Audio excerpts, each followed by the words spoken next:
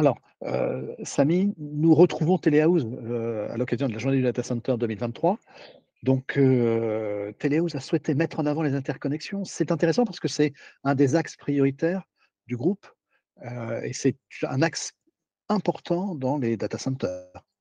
Tout à fait, je dirais même que c'est la spécialisation de Telehouse par rapport aux autres 3 ou 4 grandes maisons de data center dans le monde. L'interconnexion, qu'est-ce que c'est?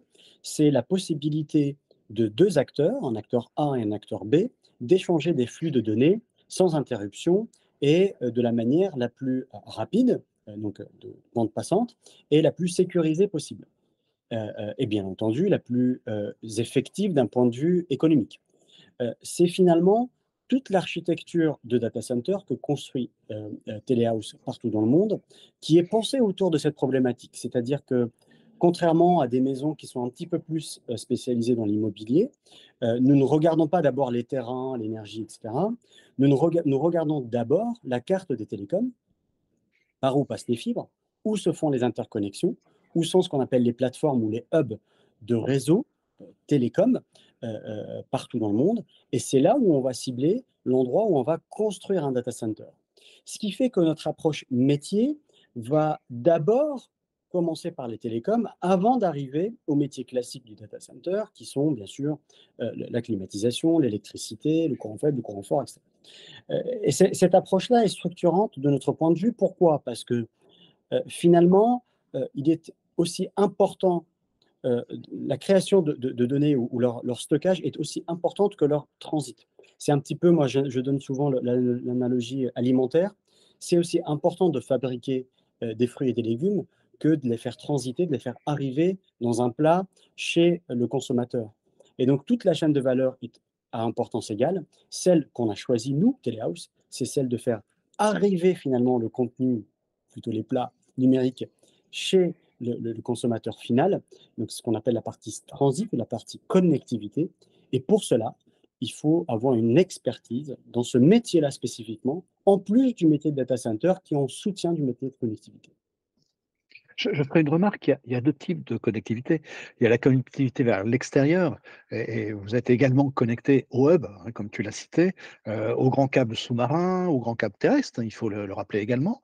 Et puis, dans le même temps, il y a une connectivité que je dirais intérieure, c'est-à-dire celle entre vos divers clients. C'est tout à fait exact. Finalement, là aussi, on peut avoir une analogie un petit peu presque anatomique. Si vous regardez un petit peu le cerveau, comment il fonctionne et les différents synapses qu'il peut y avoir dans un cerveau, les connexions se font soit via de grosses artères qui vont ramener l'information principale de l'extérieur, des yeux, des sens, du nez, etc. Ce qui serait l'équivalent d'un câble sous-marin, d'un câble terrestre long haul qui ramène la connectivité entre continents. Et puis la capillarité interne à un organe, c'est-à-dire la connexion entre les poumons, le cœur, etc. Donc ce qui est un petit peu plus local, mais qui est tout aussi important, vraiment tout aussi important que la connectivité internationale. Donc toute cette connectivité-là, tout ce réseau de neurones se concentre dans des data centers comme celui de Telehouse. Nous avons la chance d'opérer le data center le plus interconnecté au monde, dans les Docklands à Londres. C'est là où il y a le plus gros nombre d'interconnexions entre ces différentes neurones internationales. Nous avons à Paris le 4e data center le plus connecté au monde, TH2.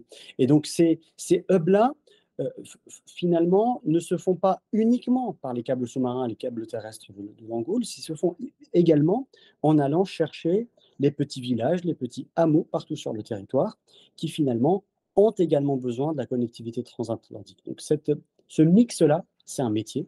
Nous nous sommes spécialisés dans ce métier depuis plus de 30 ans et nous souhaitons continuer à le développer partout sur le territoire.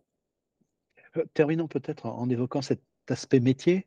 Voilà un domaine qui nécessite des techniciens, plutôt spécialisés et Alors, qui gèrent les câbles. Je crois que c'est là aussi un point délicat. exact. Et la chance qu'on a, c'est que sur la connectivité, nous sommes créateurs d'emplois, ce qu'on appelle peu ou pas qualifiés.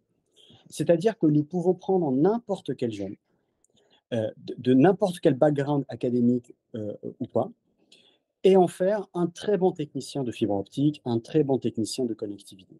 C'est une formation, que nous sponsorisons, notamment avec des partenaires comme les Plombiers du numérique, qui est une association qui va soutenir les jeunes un petit peu en difficulté et les insérer par la connectivité, par les métiers de la connectivité. Donc c'est l'un de nos partenaires dans la formation, mais pas que. Il y en a d'autres, des formations très très riches pour aller ramener vers l'emploi des gens qui ne sont pas forcément tout à fait qualifiés à cela au départ. Et donc le bassin, je dirais, d'emploi de connectivité est très très large, contrairement au métier de la clim, au métier de l'électricité, où là c'est extrêmement spécialisé. Et donc ce qu'on souhaite, c'est que ces métiers-là soient mieux connus, que la qualité de la formation soit bien sûr meilleure, ce que nous soutenons au quotidien, parce que nous en avons besoin. Nous avons besoin de soudeurs de fibres, nous avons besoin de mentors câbleurs, nous avons besoin de personnes qui savent manipuler le cuivre également, qui est contrairement à certaines pratiques qu'on commence à voir sur le marché, le cuivre est toujours utile dans les data centers, en tout cas pour certaines connexions spécialisées. Telehouse continue à le maintenir. On n'arrête pas le cuivre parce que c'est au client de choisir quel type de connectivité il souhaite, fibre cuivre. Et donc, ces métiers-là, qui sont des métiers extrêmement riches, sont, de notre point de vue, un petit peu moins connus que les métiers de la clim ou de l'électricité, sur lesquels on passe beaucoup de temps, notamment pendant les journées du data center avec vous. Nous, on souhaitait un petit peu mettre la lumière sur également les métiers de la fibre. Ce qui tombe bien, c'est aussi un des objectifs de la journée du data center. Merci, merci Samy Slim. Merci beaucoup.